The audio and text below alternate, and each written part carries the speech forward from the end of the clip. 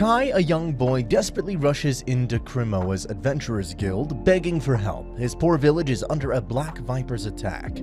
Sadly, the guild's receptionist, Helen, only has bad news. There's no high-ranking adventurer present to help Kai. Just then, a ridiculously dressed girl in a bear outfit, Yuna, appears, offering her help. Though the boy finds it hard to believe she's an adventurer, he has no choice. Soon, Yuna leaves together with Kai on her two massive summoned bears, Kuma Yuru and Kuma Kyu. Once the two arrive, Kai bursts into his home, calling out to his parents. As expected, his father finds it hard to trust Yuna and ridicules her, but Yuna can't bother much and leaves to follow the Viper. Inspecting the Viper's trail, Yuna ends up on some desolate dunes, only for a massive, outrageously scary Viper to emerge from right below her. Comically, Yuna's no-bullshit demeanor fails to get impressed, and immediately starts experimenting on the poor thing as if it's a lab rat. She soon discovers that it can only be killed from within, and shoots fire into it. With the Viper down, Yuna finds Kai on her way back and delivers the good news. Kai's eyes fill with happy tears, and soon the village rejoices, treating Yuna to some precious eggs in the morning. With that, Yuna returns to Cremonia's Adventurer Guild, as usual surprising them with her outlandish capacity. However, the truth is that Cremonia's realistic fictional world is in an RPG game, and Yuna's a peculiar little player. Yuna had gotten addicted to a new RPG game, World Fantasy Online, quite possibly the most generic name for an MMO I've ever seen, and was awarded a gift, a Kuma set. It's basically a cheat outfit to ridiculously propel a player's capabilities. With that, Yuna finds herself on a new map and is unable to exit. Not just that, but she's demoted all the way to level 1. Suddenly, a wolf monster pounces at her. Only Yuna finds herself unusually strong and even saves a young girl named Fina. Fina's mom is sick, making her comb the forest for herbs. She dismantles the wolf for Yuna and guides her to Cremonia, where Yuna meets Uncle Gents. Gents scolds Yuna before thanking her bear savior. Yuna then asks Fina to guide her around town and even shares her earnings. The next day, Yuna realizes that she appears as herself and not as an avatar. Nevertheless, Yuna can't bother much about the real world and hops off to experiment with her bear abilities. Later, Fina advises her to register with the Adventurers Guild, where Yuna faces some discrimination from a rowdy adventurer, Deborane. Unlucky him, the dude gets finished with a single bear punch, and Yuna successfully registers with the guild. However, as an adventurer, little Yuna wreaks havoc, hoarding piles of monsters every day. One day, Gens reveals his feelings for Fina's mother, Tirumina, asking Yuna to hire Fina as a dismantler and help her in running the house. Yuna agrees, and while saving Fina once again, this time from a tiger wolf, she offers Fina the position, which she happily accepts. Yuna continues to shovel monsters, giving Fina a lot of work and not quite realizing that she's even tiring her out. So much so that one day Helen asks her to stop for a while, making the bear girl sulk. Suddenly, an angry fellow adventurer named Lance comes yelling at Yuna for hitting Deborane when his party mates, Gil and Lorena, subdue him. It turns out that with Deborane out, his party can no longer continue the quest they've been assigned. Only lucky for them, Helena appoints them Yuna. Yuna and Lorena then make their way to the Goblin Cave, with poor Lorena protesting against all the jokes Yuna keeps throwing at Deborane. The man's probably sitting there sneezing constantly in bed. Nevertheless, they arrive at the cave, and Yuna skillfully takes the guards out before sealing the cave with fire to kill the rest. Only the Goblin King survives and bursts out. However, Yuna plunges the ogre into the floor before killing it with some bear slashing. With that, she leaves the harvest to Lorena and sleeps in a small house that she's made outside. Classic. Once they're back, Yuna grows blushed when Lance apologizes and thanks her. She's now even able to summon her bears and realizes they're capable of combat. Introducing them to Fina, she then heads to the Merchant Guild and purchases land. Strangely, the receptionist, Mylene, shows great interest in acquainting herself with Yuna, thanks to all the big kills that Yuna's been supplying the Merchant Guild to sell. With that, Yuna builds her own bear home near Fina's. Presently, the Black Viper lies before Cremonia to harvest, while Yuna's bear house becomes a spectacle. Soon, Fina returns, presenting Yuna the Viper's mana gem when Yuna discovers healing powers by curing a cut on Fina's hand. Fina then tells her that Yuna's called by the Adventurers Guild. The next day, the guild leader enters to find Yuna and Helen in a tussle. She absolutely refuses to take up a lord's request. Yuna's always found nobles to be very troublesome and evil. However, upon the leader affirming her of Lord Cliff's character, Yuna agrees and arrives before the noble. He welcomes her warmly, explaining that his daughter has grown quite obsessed obsessed with the new popular bear adventurer when suddenly a little blonde girl, Noir, bursts in, smothering Yuna affectionately and making her tell all the brave stories. Later, Yuna lets her ride the bears, and it even tempts the Lord. Sometimes even a man misses his childhood too.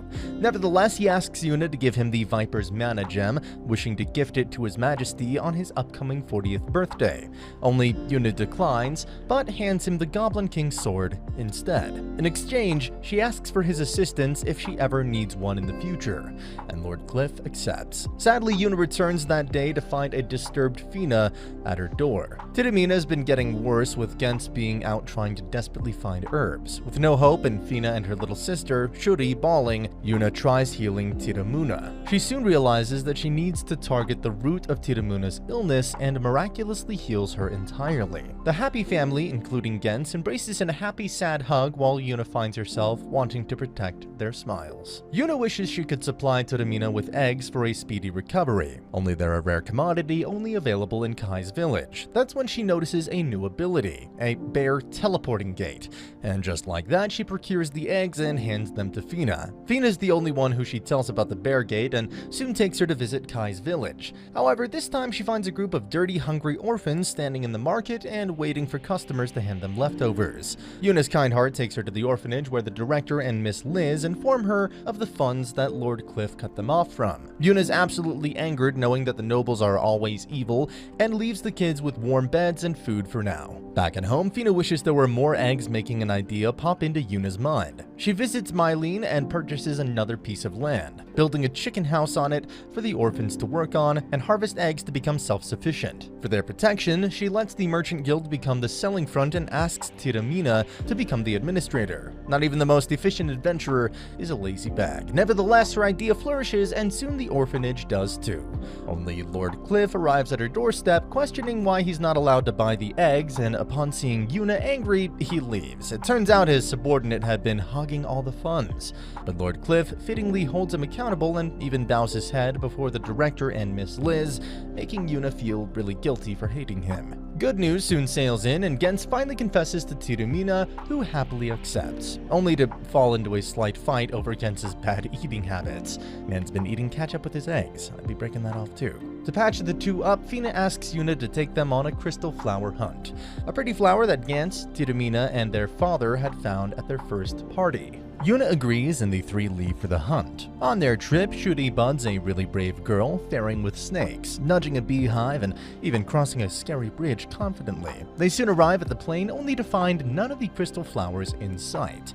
Shuri and Fina refuse to give up and desperately search, but to no avail, when suddenly Shuri notices something sparkling. A beautiful blue bird stuck in a bramble. Shuri and Fina help the bird, which leaves them with a single brilliant blue feather. Though they weren't able to find the flower, Shuri and Fina return with their feather, and it turns out it was a feather that their father used to cherish a lot. Finally, Shuri and Fina's efforts bring the family together through their father's memory. Later, once the parents are asleep, Shuri, Fina, and Yuna make puddings and have a pleasant sleepover. The next day, Yuna delivers the pudding to everyone, surprising them, and even Cliff, who finds the dessert comparable to the royal capital's delicacies.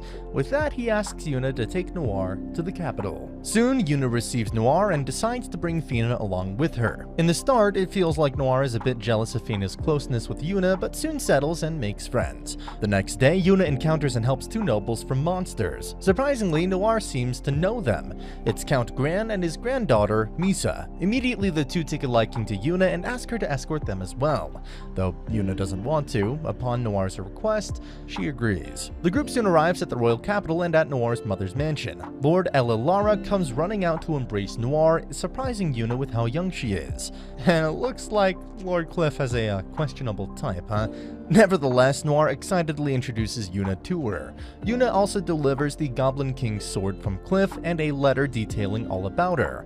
That day, Noir's elder sister, Shia, comes home to find his mom and sister on bears. Automatically, she grows jealous and also asks to spar with Yuna, which ends up in her expected defeat twice. Shia fully accepts her as a powerful adventurer, and the family sits down to eat Yuna's unique delicacies. The next day, Yuna and Fina go out to the market to buy bread, potatoes, and cheese, and once again serve the noble family some exciting food. Hamburgers and fries, making Elularia express that Yuna can definitely open a restaurant, only Yuna brushes the thought aside for now. The next day, while treating the noble family with pizza, Yuna is asked to accompany Eulalia to the royal castle, while Noir asks Fina and Misa to accompany her to the market.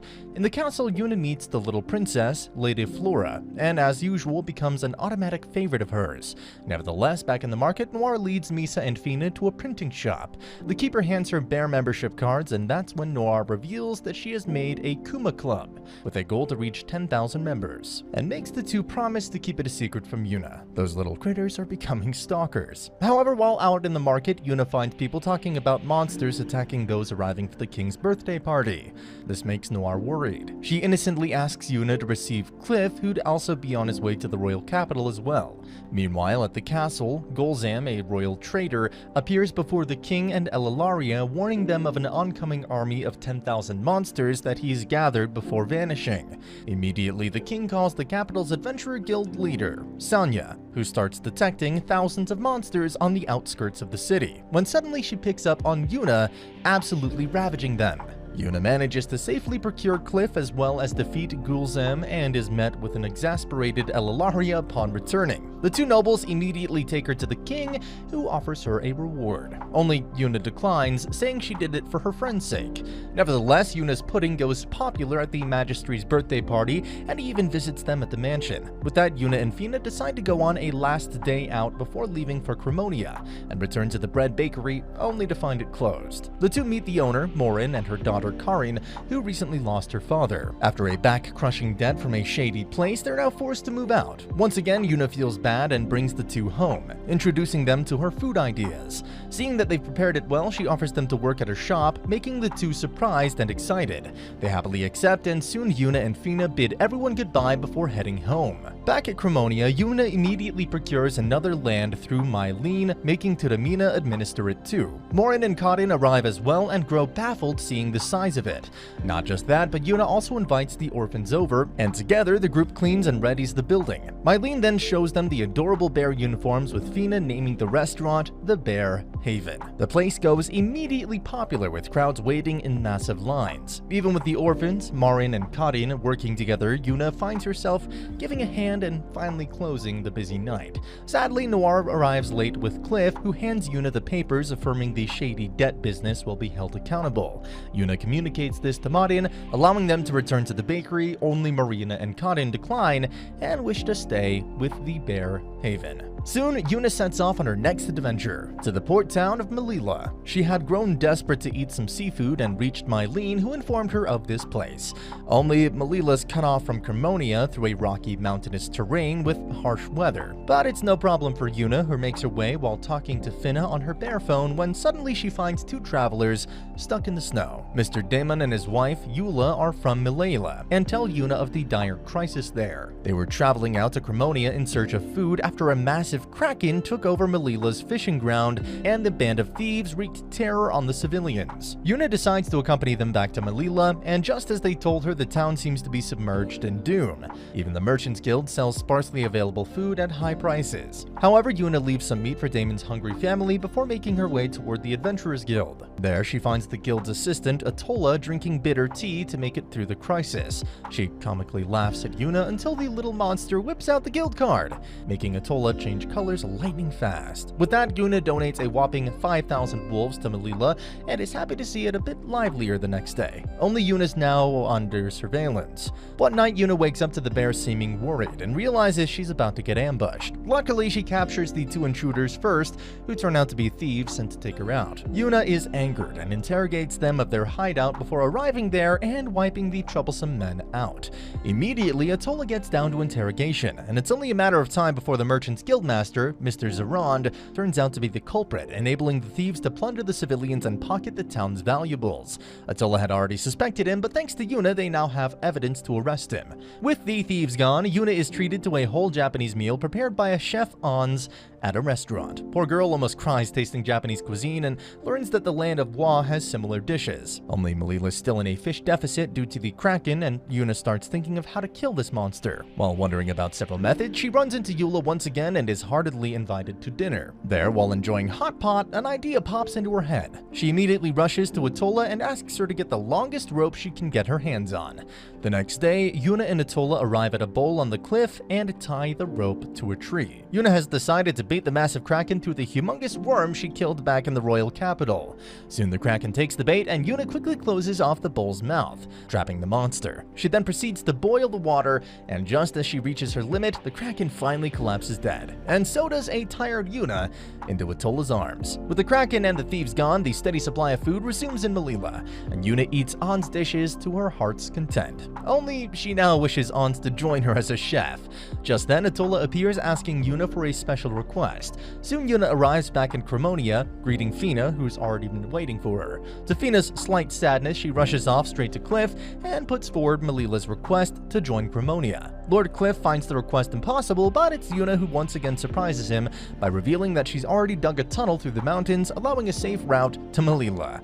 Woman's a literal Bob the Builder, or should I say Bear the Builder. Nevertheless, through Yuna's hard work, Mylene and Lord Cliff soon visit Atola and the negotiations start. Yuna even returns and brings back Shuri and Fina to the port town of Melilla and has them visit the sea for the first time. However, Yuna's growing popularity makes Fina feel a bit distanced. Once Yuna leaves to procure Ann's as her second chef, Fina can't help but feel inadequate and later asks Yuna for a break to up her skills. Only with Fina on a break, Yuna too starts to feel lonely until Noir comes to visit her and makes her realize it. Back at the Merchant Guild, Gantz too notices Fina's worry and asks her to open up. Fina finally lets in and explains how she feels inadequate for Yuna and finds it hard to express that she wants to be with her. Talking to Gantz gives her some confidence and she meets Yuna on her way out. Yuna takes her to the place she first met Fina and expresses how lonely her life changed after meeting her, making Fina realize that Yuna feels the same way as her. The two girls then hug, promising to stay together forever, and that's the end of the video. As always, if you liked what you saw, subscribe to the channel. I'll be uploading a lot of videos just like this, so I'll see you at the next one.